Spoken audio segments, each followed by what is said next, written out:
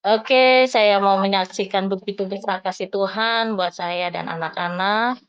Saya akan menyaksikan begitu besar penyertaan Tuhan dan um, awal mulanya Tuhan memproses hidup saya dan terutama dalam rumah tangga saya yaitu adanya Wanto, ya, adanya Wanto. Sebenarnya suami saya itu bukanlah suami yang uh, gampang ya, gampang uh, untuk hal-hal yang untuk jatuh atau ya, tapi semuanya itu karena uh, prosesnya Tuhan buat saya dan rumah tangga saya. Uh, Sebenarnya suami saya itu adalah tadinya itu kita sama-sama di sekolah STT di Tawangmangu. Mungkin ada yang tahu ya, terutama yang di daerah Jawa Tengah mungkin tahu STT Tawangmangu itu di daerah Solo, kita satu angkatan. Nah, dari situlah awal mula kami bertemu dan akhirnya kami menikah dan dikaruniakan 4 anak, 2 laki-laki dan 2 perempuan.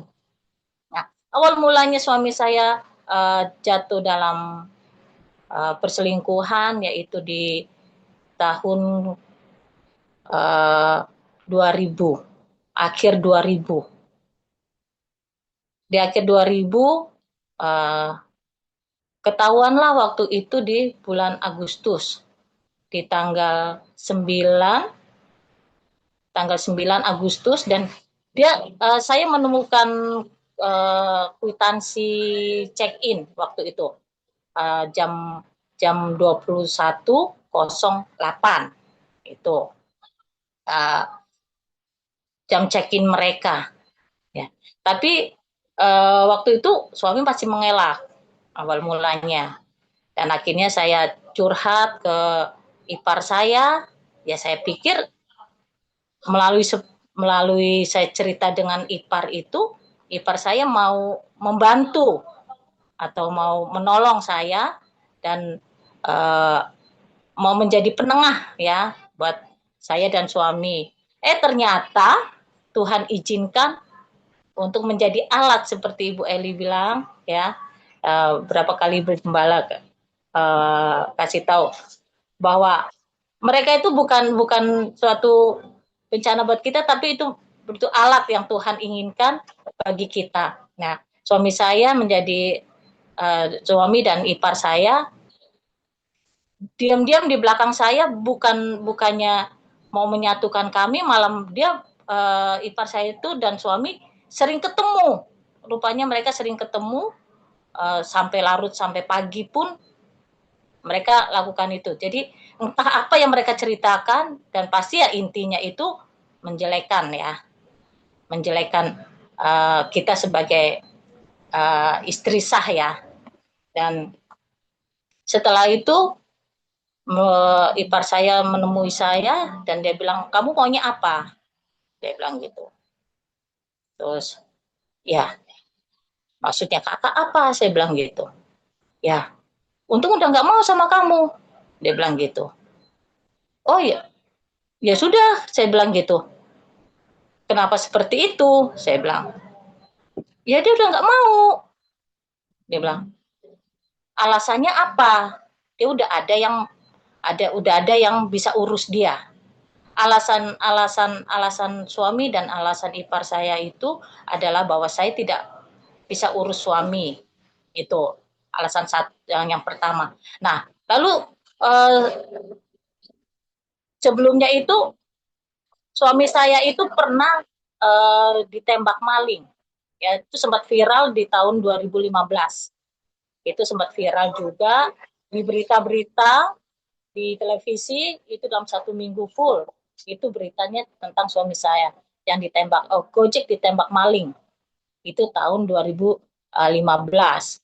Uh, Sedangkan 2015 itu saya urus suami saya itu benar-benar yang saya ya secara manusia ya namanya kita urus suami itu ya benar-benar sungguh-sungguh gitu.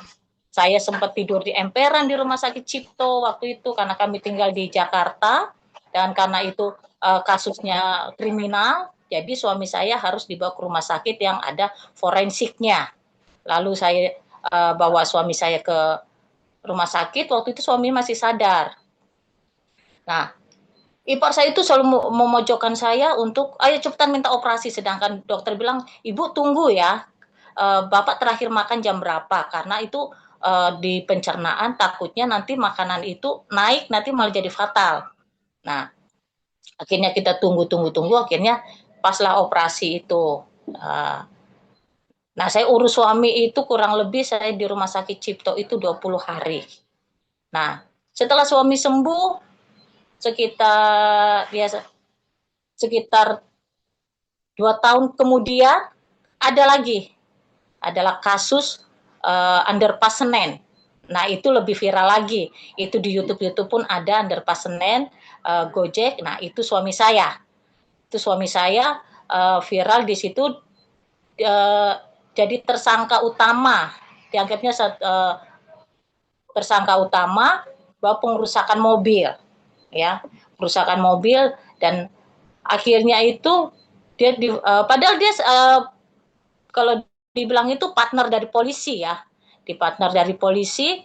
Jadi dia untuk berusaha Gojek itu tidak merusak mobil tersebut, tapi ternyata salah paham dari semuanya itu. Nah, setelah itu suami saya divonis jadi tersangka utama, akhirnya masuk penjara. Tapi waktu itu dia hanya sempat dimasukkan penjara, itu penjara titipan di Polres Jakarta Pusat. Uh, itu saya urus lagi kurang lebihnya 10 hari.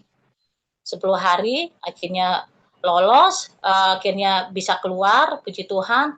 Nah, di tahun 2000 itulah yang membuat saya benar-benar terjatuh dan terpuruk.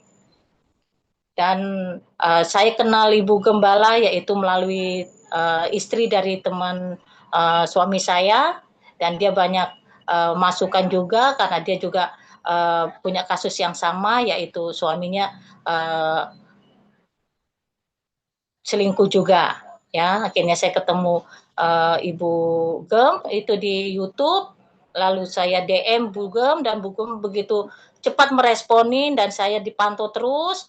Dan pesan Ibu Gem adalah satu, bahwa jangan selalu mengharapkan saya hanya manusia dan yang terbatas. Nah, dari situ memang Ibu Gembala tuh selalu, Bu Eli selalu ingatkan saya, dalam satu hari itu selalu ingatkan selalu memperhatikan saya.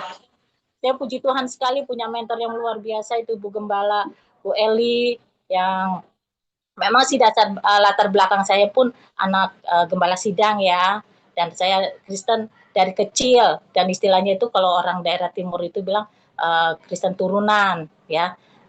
Tapi ya, saya selalu mengikuti, jadi seperti kalau boleh dibilang rutinitas ya rutinitas juga ya. Saya pelayanan, saya ngajar sekolah minggu, saya pelayanan di lansia, dan saya juga pelayanan di wanita di gereja ya sampai saat ini. Nah, yaitu puncaknya itu waktu 2020 itu suami saya selingkuh, dan situ saya benar-benar dia sedikit sedikit menyalahkan diri saya. Saya tidak menyalahkan Tuhan, tapi menyalahkan diri saya. Apa sih gitu? Lebih baik. Dan waktu ketahuan suami saya selingkuh itu, saya yang di benak saya cuma satu, itu bunuh diri. Ya, saya sempat minum obat waktu itu, kan COVID pas tinggi-tingginya ya waktu itu. Saya minum obat segala macam, pokoknya saya udah nggak pusing lagi lah, seperti makan kacang, main telan-telan gitu aja. Nah, setelah itu kok saya baik-baik aja, nggak kenapa-napa. Lalu yang pikiran saya adalah satu lagi, yaitu di tengah malam saya udah merencanakan akan bunuh diri, yaitu kereta. Ya, saya berusaha, tapi dari situ lagi Tuhan ingatkan saya, ada yang membisikkan bahwa jangan sia-siakan hidupmu, nak. Hidupmu berharga di mataku. Di situ saya udah mulai bimbang, udah nggak karu-karuan. Dia itu ya pas kebetulan itu juga saya ketemu Ibu Gembala Bu Eli itu. Nah, nggak lama kemudian ipar saya membawa Wanto pulang ke rumah. Bawa pulang ke rumah uh, untuk diperkenalkan ke saya dan anak-anak. Di situ hati saya sangat hancur sekali. Di situ saya sudah entah saya rasa itu sudah nggak injak tanah lagi ya. Pikiran saya udah nggak karu-karuan, maunya entah bagaimana, dan saya juga udah, oh ini toh Wantonya, gitu kan. Karena selama ini saya nggak pernah tahu Wanto itu seperti apa mukanya, apa segala macam, karena saya juga nggak mau cari tahu. Nah, tapi yang saya sayangkan, kenapa anak-anak saya yang pertama kali, yang nomor 1 dan nomor 2 itu, yang dipertemukan dan diperkenalkan kepada anak-anak saya. Waktu itu pas mau Natal, kita sedang persiapan Natal, gladi resik di gereja. Saya pulang-pulang kok yang anak saya nomor 2 kok tiba-tiba nangis, tiba-tiba murung, tiba-tiba diam. Saya tanya kenapa. Nah, lalu kakaknya kasih tahu, mah kalau kita dikenalkan sama wantonya sama tante-tante, dia bilang gitu. Kita dibawa ke McD di daerah Cideng, dia bilang gitu. Kita diperkenalkan bahwa ini temannya papa yang bisa urus papa, yang bisa jaga papa. Di situ saya hancur, ya saya berusaha untuk menenangkan diri. Saya tetap ikut besoknya karena perayaan Natal di gereja, jadi saya berusaha untuk menenangkan diri. Nah, setelah itu tidak lama kemudian suami saya jatuh sakit. Tiba-tiba jatuh sakit, itu pun minta tolong pun sama saya. Saya bawa dia ke rumah sakit, saya urus dia betul-betul. Nah, pas di UGD, saya pas lagi urus suami saya. Nah, suami saya itu waktu saya urus itu masih baik-baik aja. Setelah itu Wanto datang dan ipar saya datang, uh, suami dari kakak saya. Nah, istri dari suami kakak saya itu datang, dia ngasih tahu bahwa kakak yang satunya yang mengizinkan dia untuk datang di situ. Situ lebih hancur lagi. Seolah-olah itu yang apa? Jadi wantonya ya, seolah-olah saya di situ jadi wantonya, saya dicuekin, pokoknya saya udah nggak dianggap lah, ya. Mereka berdua-duaan, mereka ketawa ketiwi, saya ajak awal sebelumnya itu saya kasih makan dia nggak mau, saya beliin apa dia nggak mau makan. Setelah itu Wanto datang, Wanto bawa makanan apa segala macam dia makan. Nah, karena dia harus dirawat, dia tidak mau dirawat, nggak mau dirawat, akhirnya dia pulang, karena pulangnya itu keinginan mereka, jadi BPJS tidak menerima. Nah, pas diurus ternyata BPJS-nya nggak berlaku, tidak berlaku. Akhirnya saya urus sampai tengah malam, waktu itu jam 2 pagi. Nah, sampai di rumah sakit, saya tanya kenapa BPJS suami saya nggak berlaku. Ternyata ada miss. Nah, setelah itu saya urus itu, dan ipar saya satunya lagi bilang gini, tolong jangan foto BPJS-nya itu. Saya nggak mau foto untuk japri ke ipar saya, takut, karena saya udah tahu misi dari mereka itu apa. Jadi nanti dianggapnya itu Wanto lah yang urus, padahal itu saya yang urus, karena urus BPJS itu tidak boleh diwakilkan, harus yang ada yang bersangkutan keluarga dekat gitu kan. Nah, setelah urus, nah berapa hari kemudian akhirnya eh, itu suami saya udah di rumah. Nah, setiap hari itu Wanto datang, dipanggil ipar-ipar saya untuk datang ke rumah untuk urus suami. Padahal yang bikin bubur itu saya, yang bikin bubur saya, siapin makanan dia, apa segala macam itu saya. Tapi apa yang saya buat itu semua tidak dianggap, semuanya di dia apa, pokoknya nggak disingkirkan lah. Nah, setelah itu Wanto datang, Wanto bawa makanannya lahap sekali. Nah, setelah itu sampai kurang lebihnya 1 minggu, dan jatuh, suami saya harus operasi. Nah, sewaktu dioperasi, hari pertama, hari kedua, saya urus dia juga di rumah sakit, masih saya juga yang urus. Nah, karena Wanto itu datang, ipar saya juga yang masukkan ke rumah sakit. Padahal waktu itu tidak bisa orang lain masuk, tapi ipar-ipar saya juga yang meloloskan masuk ke rumah sakit. Nah, setelah itu Wanto jadi sering datang. Jadi saya tidak boleh diizinkan, suami tidak mengizinkan saya untuk masuk. Entah bagaimana mereka ada masalah, ributlah mereka di rumah sakit sampai pasien sebelahnya itu sampai terganggu. Nah, setelah itu mereka entah apa yang terjadi, akhirnya tuh handphone hilang. Nah udah tuh, jadi mereka sering ada komunikasi lah, sedang saya. Nah, setelah itu kurang lebihnya perselingkuhan mereka itu berjalan 5 tahun ya, 5 tahun.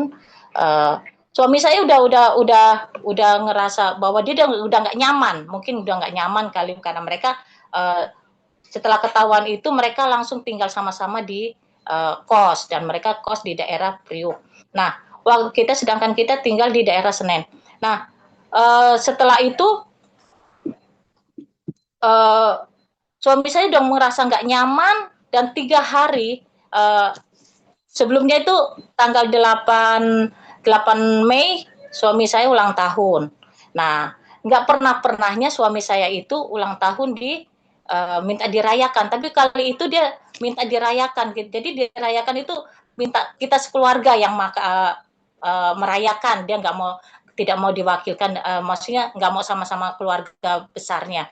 Nah, setelah itu ternyata kan anak saya yang nomor 1 itu tidak bisa, akhirnya tanggal 9 lah akhirnya kita makan-makan, yang awalnya di Wismi tiba-tiba berubah di toko daging. Saya juga kaget. Nah, setelah pas acara itu di situ disurpresin sama dari toko dagingnya yang tidak terpikirkan sama saya dan anak-anak. Nah, disitulah saya tertamparnya, aduh, jangan-jangan ini yang terakhir. Tuhan jangan, saya bilang gitu. Tuhan jangan ini jadi kenangan terakhir buat kami. Nah, setelah sesi foto, setelah selesai itu kita selesai makan, sesi foto. Nah, fotonya tuh suami saya udah pesan, jangan deket-deket aku nggak mau, dia bilang gitu. Dia memisahkan dari saya, antara saya dan anak-anak, dan dia gendong anak yang paling kecil. Yang paling kecil digendong itu pun yang paling kecil itu nggak mau digendong, kayak menjauh gitu dari papanya. Nah, setelah itu berjalannya waktu, 3 hari sebelum suami meninggal itu Tuhan juga ingatkan kepada saya, Jen, tolong doakan suami, tolong doakan Untung. Kenapa Tuhan? Saya bilang gitu. Bahwa di dalam perselingkuhan itu cuma ada 3, yaitu rumah sakit, penjara, dan kematian. Tuhan maksudnya apa? Ya rumah sakit udah, penjara udah, nah sekarang Tuhan saya belum siap, saya masih mau sama-sama, saya mau menikmati kebersamaan bersama suami dan anak-anak. Tapi Tuhan bilang, bukan kehendakmu yang jadi nak, tapi kehendakku yang jadi. Nah, setelah itu Tuhan, udah aku angkat tangan, saya bilang. Saya angkat tangan Tuhan, biarlah kehendakmu yang jadi. Besok paginya pun diingatkan lagi, Tuhan, Jen berdoa buat suami. Nah, akhirnya hari yang ketiga itu pas di kenaikan Tuhan Yesus di Mei tanggal 29 Mei itu pas kenaikan Tuhan Yesus di 2025. Nah, saya pulang gereja, suami saya baru, nah 3 hari sebelum itu tuh rupanya dia udah datengin teman-temannya, karena suami saya itu Gojek ya. Dia datengin teman-temannya, dia datang itu pun seperti lain lah istilahnya, seperti yang tidak biasa yang dia lakukan. Biasanya itu dia rame, dia biasa suka minta-minta sama teman-temannya, kali itu dia datang diam. Dan begitu juga ke rumah, dia pulang ke rumah, waktu itu dia pulang ke rumah. Nah, biasanya tuh banyak yang dia minta, banyak yang dia mau, yang disiapin makan lah, yang minta kopi lah. Nah, waktu itu dia nggak ada minta apa-apa, cuma dia bilang, iya, udah itu aja. nggak ada omongan apa-apa. Nah, waktu itu saya baru pulang dari gereja karena saya ada teman juga datang ke rumah untuk bertamu karena dia juga ada masalah juga dengan suami, dia minta pendapat dari saya, minta akhirnya suami saya itu turun kan karena kamarnya di atas, dia turun ngelihat ada tamu, dia terus akhirnya dia pergi mandi, habis mandi dia keluar sebentar, main sama anak-anak, sama ketemu sama tetangga-tetangga. Nah, nggak lama kemudian, tidak ada 15 menit, anak saya ditelepon sama rekan papanya, rekan Gojeknya. Apakah halo, apakah ini benar anaknya Bang Tungi? Karena suami saya biasa dipanggil Tungi. Oh iya, kenapa Om? Karena waktu itu yang angkat saya, Mama aku nggak mau angkat, dia bilang gitu. Ya kenapa Om? Ya papanya kecelakaan, dia bilang gitu. Oh kecelakaan? Ada fotonya nggak? Aku bilang gitu. Oh ada, dia kirim foto. Akhirnya foto. Oh ya kalau gitu Sherlock, saya bilang gitu. Nah karena handphone saya waktu itu lowbat, jadi handphone saya ditinggal, saya pergi sama anak saya, pas kebetulan anak saya juga mau berangkat kerja. Nah, setelah itu, uh, Kak, tolong bantu Mama, Mama, Papa katanya kecelakaan, tolong dampingin Mama. Nah, yang nomor 3 itu kan biasa diajak jalan sama papanya, dia bilang, Ma ini daerah daerah Gondang Dia, dia bilang gitu. Oh ya, saya ke arah sana. Ternyata sampai di arah sana tidak bukan nggak lama kemudian anak saya Sherlock ternyata di daerah Sunter ternyata dia mau pergi ke kawasannya mereka. Nah setelah itu saya sampai di tempat saya cari-cari akhirnya saya dapat di suami saya. Nah disitulah uh, udah mulai ada kerumunan dan suami saya ditutup. Aduh, jangan-jangan. Nah, waktu pas saya datang itu, dia sempat buka mata dan senyum. Waktu itu sempat buka mata dan senyum, kasih senyum buat saya. Nah, setelah itu nggak lama saya bawa ke rumah sakit Mitra Kemayon. Ternyata di situ dia udah nggak bisa ditolong karena udah tidak ada. Ternyata tidak adanya di perjalanan. Suami saya bukan ditabrak tapi nabrak kontainer ya. Koso. Nah, setelah itu saya bawa ke rumah sakit Cipto untuk visum. Setelah itu, nah, yang anehnya lagi itu Tuhan luar biasa bekerja. Itu Wanto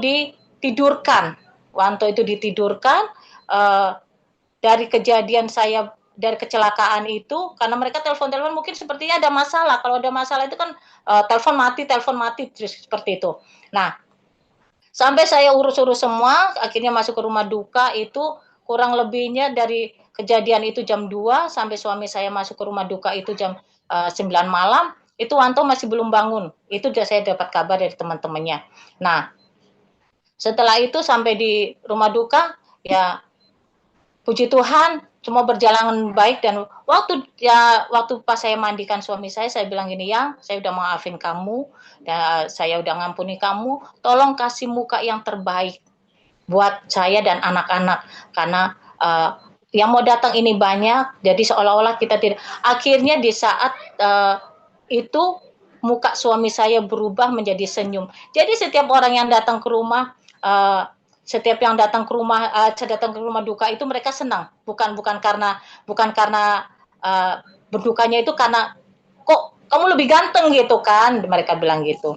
Nah, disitulah dan sampai saat ini Tuhan menyertai saya dan anak-anak begitu begitu besarnya Tuhan sayang dengan anak-anak saya dan saya di saat suami saya baru berapa hari meninggal, saya diusir dari rumah keluarga suami dan saya sekarang udah ngontrak di tempat dekat dari rumah juga situ jadi dan saya diperhatikan oleh tetangga-tetangga di sini malah keluarga suami yang menyingkirkan saya dan anak-anak tapi Tuhan tidak pernah menyingkirkan saya dan anak-anak sampai saat ini penyertaan Tuhan yang begitu luar biasa karena pernikahan kami mengambil di Pengkhotbah 3 ayat yang 11 bahwa semuanya indah pada waktunya. Tuhan memberikan indah pada waktunya. Suami saya meninggal juga meninggal dengan baik karena Tuhan sayang sama dia. Suami saya angkat, dibawa pulang sama-sama di hari yang sama, yaitu di waktu kenaikan Tuhan Yesus. Maaf, kesaksian saya sangat panjang, sebenarnya juga masih banyak lagi penyertaan Tuhan, pertolongan Tuhan buat saya dan anak-anak. Terima kasih Kofran, terima kasih buat semuanya untuk kesaksian yang saya yang begitu panjang dan lebar ini. Oke, baik, tepuk tangan bagi kemuliaan nama Tuhan Yesus. Oke, baik, terima kasih Bu Jen ya sudah jadi berkat buat kita semua. Haleluya. Oke.